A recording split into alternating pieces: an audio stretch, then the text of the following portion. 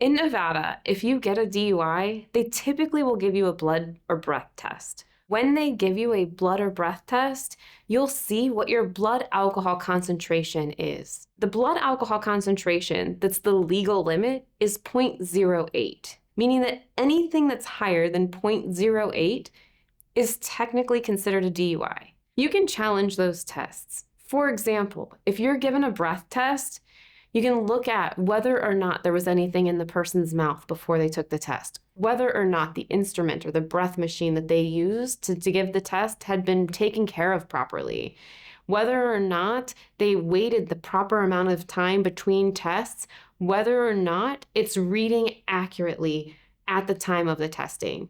There's several ways to look at that instrument, as well as looking at the officer who's administering the test. Is he trained to administer the test? Does he have the proper certifications? And is he doing what he's supposed to do while he's administering that test to you in your case? We can also challenge blood tests. Blood tests are different because you can challenge the time that the blood was drawn. Did they use an alcohol-based swab? Or did they use one that was approved for a blood alcohol test? We can also look at the phlebotomist who drew the blood, and then we can challenge the mass spectrometer gas chromatograph.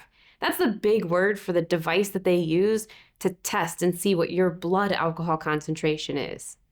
Regardless of what test they give you, there is a standard of deviation, so there is a little bit of wiggle room in that reading.